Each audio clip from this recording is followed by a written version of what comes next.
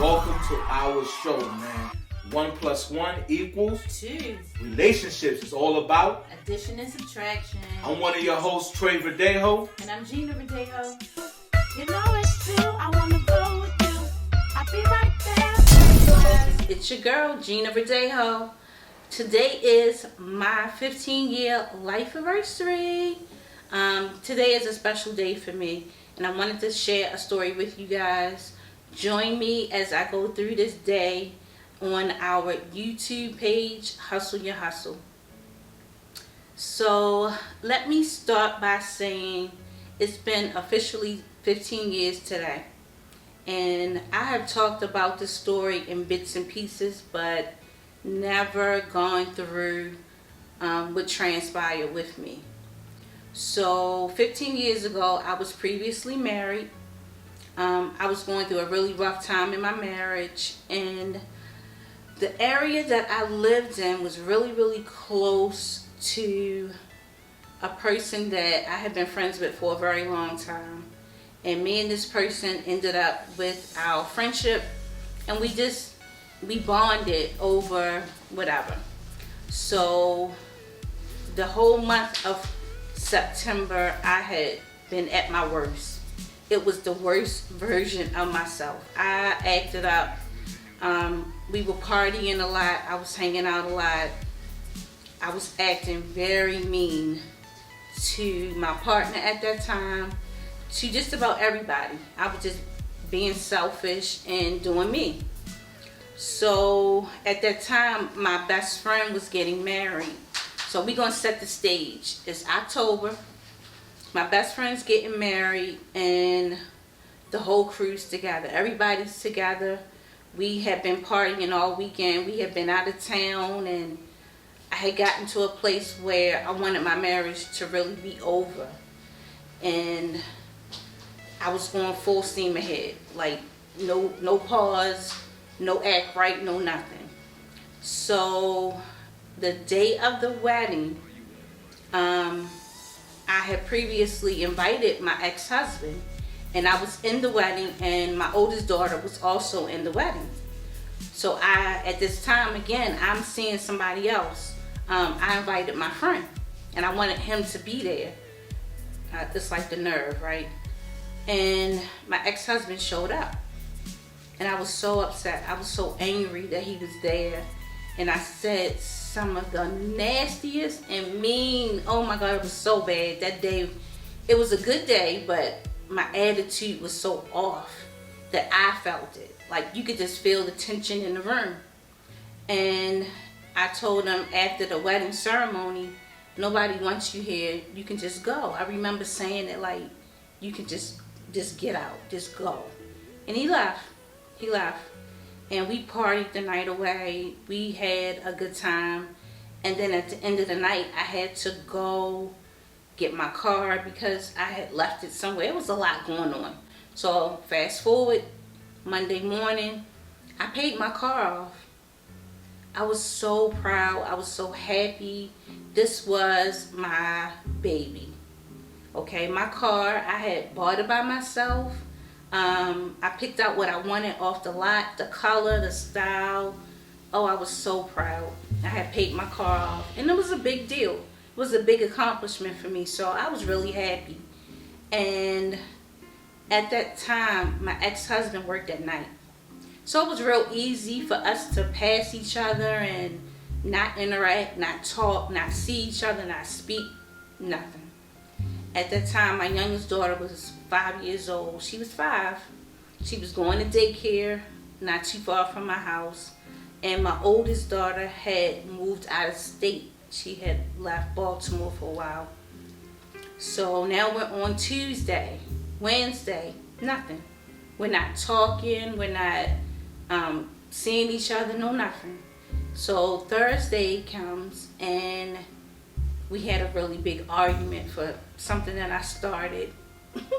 I don't know why people think you need to start an argument to go out and do stuff you know you shouldn't do. So I told him on Thursday, like, this is it. I'm done. I want out. I don't want to do this anymore with you. It's over. Friday morning comes and it's the same routine. My daughter's daycare is 5 minutes from my house, and where I lived at the time, the Beltway was 2 lights and maybe 5 minutes from my house. So I get up as usual and get the baby ready. I'm gonna take her to school. I lived in Woodlawn and I was working in Carroll County in Westminster at the time. And it was a beautiful sunny morning. It was a normal Friday, but I was excited because it was the weekend. And I knew what comes with the weekend. We're gonna party, we're gonna hang out again, right? So as I'm leaving out, he says, hey, I want you to listen to something from me and let me know what you think. Now this is the first word since the big argument. And I'm like, after everything this week that's going on, you want me to listen to something? Because he did music. He was like, yeah, let me know what you think. I snatched the CD, because remember, it's 15 years ago. You used to have a CD player in your car. So I snatched it and I walked off. Got in the car, took Jay to daycare, and got on the Beltway. It's bumper to bumper. Nobody's moving. Now, mind you, 695 security exit, 2 lights from my house. I put the CD in, I'm listening to it, coming off the ramp. And I thought about something. I had forgot about Jade. And I took some of her stuff to the daycare, so I called. And I said, listen, she took this to school. Don't forget it when you pick her up. And she took a movie. Make sure you bring her movie back. And he could hear the CD playing. And he said, oh, you listening to it? And as he's saying it back to me, I remember looking in the mirror. Because remember, we're not moving. I had just got on the ramp. Traffic is at an all-time stop. And I said it out loud, damn, he's going awful fast. He needs to slow down.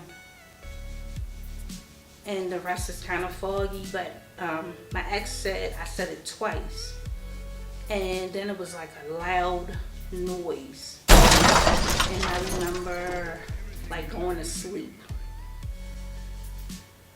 So the vision that I see is an 18-wheeler coming behind me extremely fast. And as I'm coming in and out, I remember, because I had long hair at the time, and anybody that knows anything about a perm, when it burns, it smells like bacon. And I could smell bacon.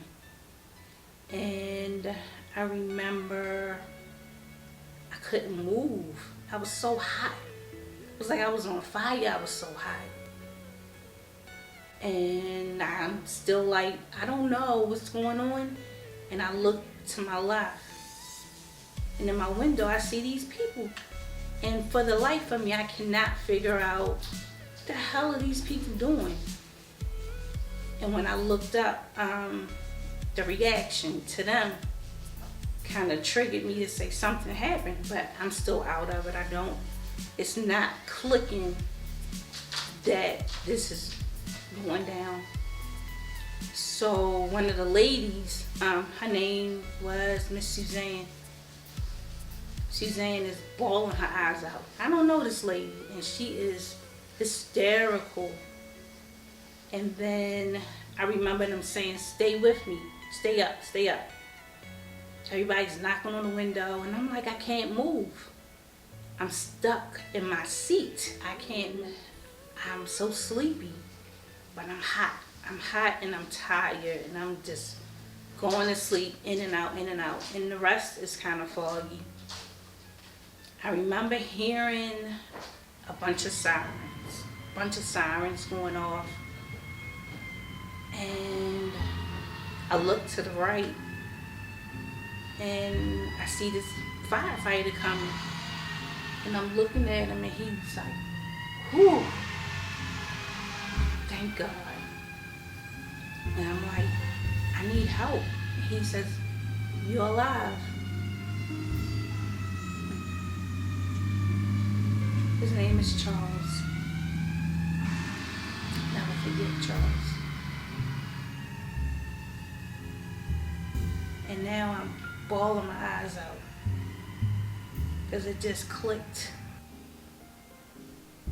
The 18-wheeler hit me. Charles said, I'm going to get you out. What is your name? And I'm like, I don't know. He says, okay, I got to cover you up. And it's like this burlap kind of sack. And I remember telling Mr. Charles, don't leave me, please. And he says, okay. Now, in between all of this happening, I don't know the time frame. I don't really remember how long before the firefighters got to me. But my mother at the time worked right down the street. So when my ex heard, he didn't know, but he knew something had happened. And he knew I was close because I had just left the house. He called my mom. And he said, Miss Jackie, something happened. I think Gina's been hurt. Her co-worker, thank God for Rachel. My mom started screaming at work, and Rachel's like, I got it. Come on. She said when they got on the beltway, they couldn't. And all she saw was ambulance, firefighters, police, everything's going on. And she said, it's her. So Rachel said she got out, and my mother started running on the ramp of 695.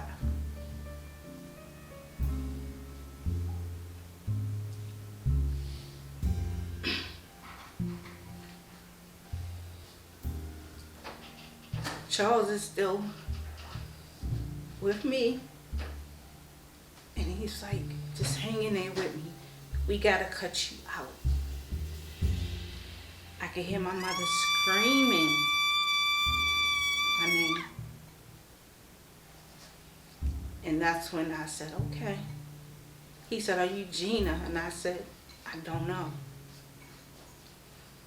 And the scream she let out, you could feel it in your soul. Everybody was like, ooh. It was a cry, but it was out of fear. And I was stuck in that car. So what the 18-wheeler did, he fell asleep, and when he woke up, he was going way too fast, but not that fast. He stopped. His load was too heavy, which caused him to still hit me. When he hit me, he pushed me into the back of a Dodge Durango. So the front of my car was smashed underneath of the truck, and the 18-wheeler crashed the back. The entire car was completely smashed except for my seat. So it was a little tricky how they had to cut me out, because they didn't want to further burn, which I figured out later. The steam and all that fire was from the grill of the tractor trailer. The front of the car, the dashboard came this way, which is why they couldn't get me out. The airbag deployed, and it burnt my chest and the lower part of my jaw. So again, I don't really remember the time frame. And Charles said, Gina, I think I'm gonna have to pull you, and it's gonna hurt.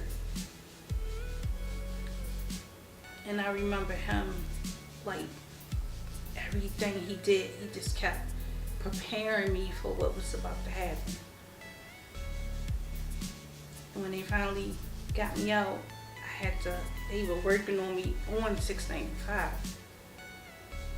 And I was in and out. And I remember saying, like, could you let my mom know that I'm okay? And I gave him a thumbs up. And they said she collapsed, like, on 695. So one of the good things about my car was the color. Everybody knew my car because I purposely picked this chocolate and purple car. So as people were trying to get by and get around, I could see the color of the car, and that's where the calls and the rumors started. And before I knew it, it had just taken on a whole new story of what had happened. Unfortunately, before my family could be notified, somebody mistakenly mixed up another accident, and they ended up saying that person didn't make it. So they thought it was me. Chaos. What a day. What a day. So my best friend was leaving for his honeymoon, and I don't know who called, but they called him and was like, yo, she's hurt.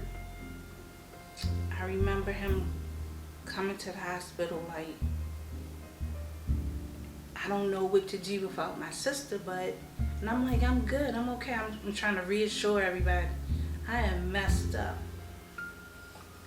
But they wouldn't let everybody come because they were trying to work on so many different parts. There was so much going on with me that day. And then my dad came.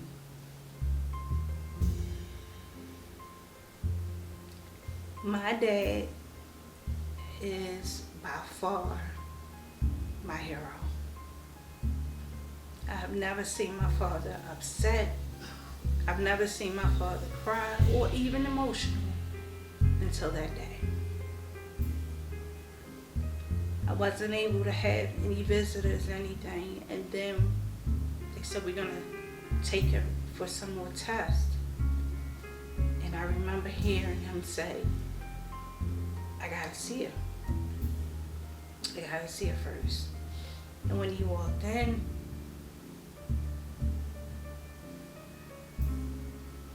the look, I can see it. And my father just broke down.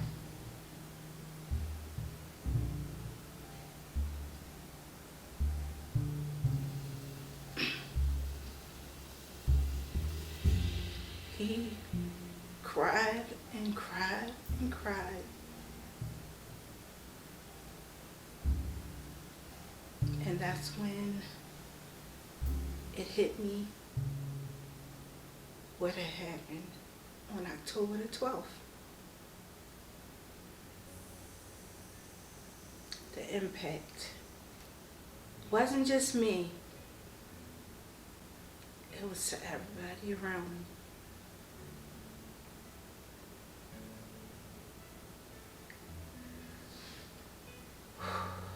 So,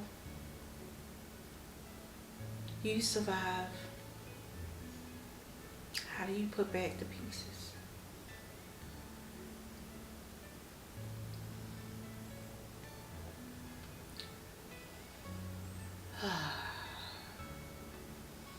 What a day.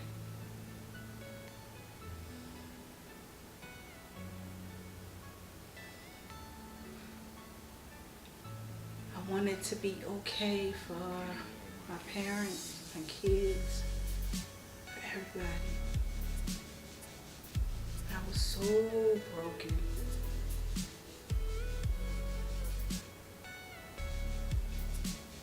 that person on 695, I left her there. Because I knew that day that I survived that I had to make some changes, and I was given a second chance at life. Everybody kept saying, do you know how lucky you are? Do you know how lucky you are? You survived something like that. And I didn't get it. I was so messed up physically that I never figured about the mental and the damage that I still had to go through. So I was so angry and lost and confused. My body was so beat up. It was just a nightmare. So fast forward, I have to go through physical therapy and the burn center and trying to heal. I had so much glass all over that it comes in shards, like little fine crystals, and my mother had to, they give you like this, it looks like tape, and you have to put it on and pull it off of the person's skin to get glass, because you can't see it, but you can feel it if you rub. We just couldn't tell where the glass was. She had to do it like 3 times a day. The same person that I basically said, I want out, I'm done with you, is now picking me up, carrying me to the bathroom, helping me do day to day for the first week. And I still was mad. I still was angry, and I just didn't want anything to do with this person. But I needed him. What a humbling experience. And in typical fashion, it didn't last. It didn't last. So I'm at the doctor's, and I had been going to the doctor's for months. And this one day, I answered the intake sheet honestly, and I said, I'm not sleeping. I'm not able to sleep. And I started telling the doctor the truth, because I had been lying. I'm fine, everything's okay. And he asked me, well, why are you having trouble sleeping? I had been having a reoccurring dream, and it's usually around 3:30, 4 o'clock, and I can't put my finger on it. My accident was around 8, and we answered some more questions, and I told him the truth. Like, some days I wish I never got out of the car. Like, why me? Why me? And that's when I realized I was at my lowest. I was in such a dark place in the whole experiencing depression, and everybody around me, and nobody could see I was in trouble. And that's when they diagnosed and said, you're experiencing some PTSD. And I started going to therapy to work through that. I never wanted to kill myself. I just didn't know why I was able to get out of that car. Like, I couldn't put my finger on it. And then one day the therapist said, have you ever heard of survivor's remorse? I said, no. Gave me some literature to read on it, and I started reading more about it and looking up online, and I tapped into it. So all these months are going by and I'm trying to heal physically. And the therapist is working with me mentally. And I know now, like, okay, this is going to be my journey. And when I come through this, I'm going to be better. Because I know it's a reason why I was chosen to go through it and to survive. I just don't know what it is. So fast forward, I'm into a year and I'm still not better. Still not better. And then I decided again, we'll make a change. I'm not going to cheat. I'm not going to do this. I'm not going to do that. I'm not going out. I'm not leaving my house because physically I'm still not where I used to be. So I have to figure all this out while I'm in the house. And I need to go back to work. I got all these real life issues going on. Try to work through it. And then I realized I had been punishing myself, but I didn't take accountability for my part. You can't always blame the other person for your actions, was number one. What I got out of it was I needed to leave that marriage way before the accident. But that day was a wake-up call. To be literally, like they always say, right around the corner from your house. I had just dropped my baby off. She could have been in that car with me. You never know what somebody else is going through or what they have gone through. People think, oh, you're so funny about your hair and this, that, and the third. Not realizing the top of my head is burnt. I'm not vain. I have an awesome hairstylist who helped me for 15 years deal with cover up. I don't wear wigs. I don't wear tracks. And it took years before I even showed my current husband the damage. It's like, oh, you wear makeup, you wear this, you wear that, not realizing the impact from that airbag burnt my face. To build that confidence back up to wear certain clothes and certain outfits that reveals my back. I have tattoos over scars from surgeries and broken bones and burns. But I'm still here. I was so angry at the driver for years. We had to go through litigation in court. The company, lawyer after lawyer after, oh, so much. To end up in the end with barely nothing. I didn't lose. I still won. Because I'm here. But I ended up forgiving him. It took me about 7 or 8 years to let it go. I walked away. I forgive my ex for so much that was said, done, and wasn't done during one of the hardest times in my life when I really needed him. He wasn't there for me, but I forgive him. Admitting my wrong that led up to that day, I forgive me.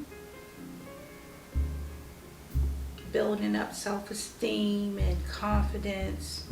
There's nothing you can buy that's going to ever give you that. You have to have that.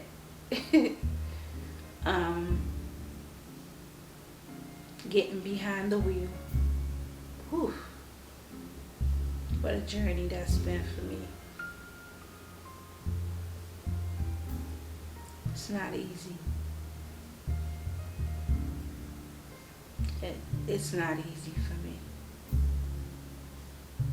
I have no desire to drive.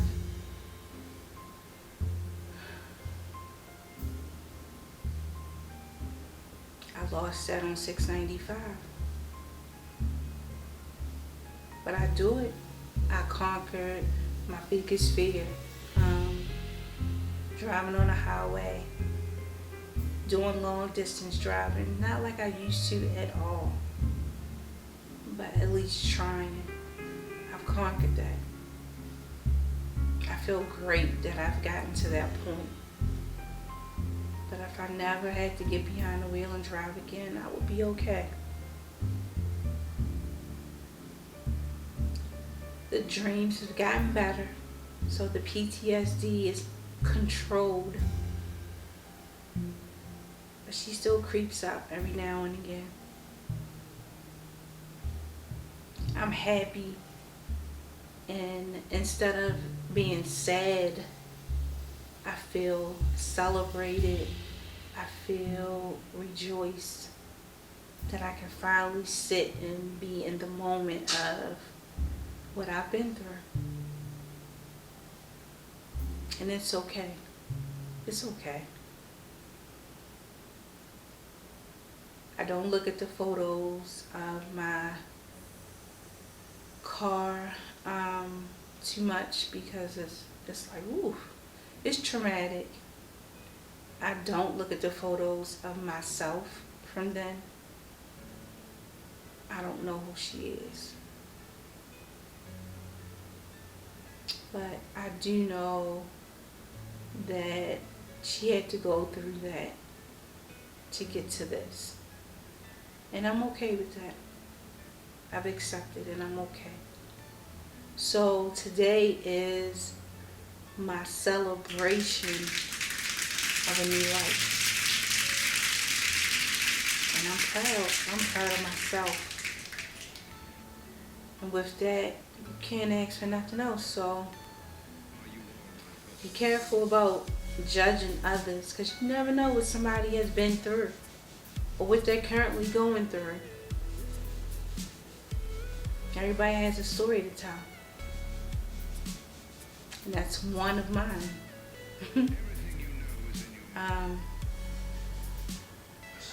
It's been a good, I want to say maybe 2 years where I can talk about any and everything and be okay with it. So I hope you guys understand and enjoy my story time. Just to tap in, to share a moment, and to let you know today's a good day. Tomorrow's not promised. You can walk out that door and never come back. So let's make it good on purpose. Like I always tell my friends that. Hope you have a good day on purpose. I hope you do this on purpose. I hope you're alright. That felt good to get it out. 1 + 1 = 2.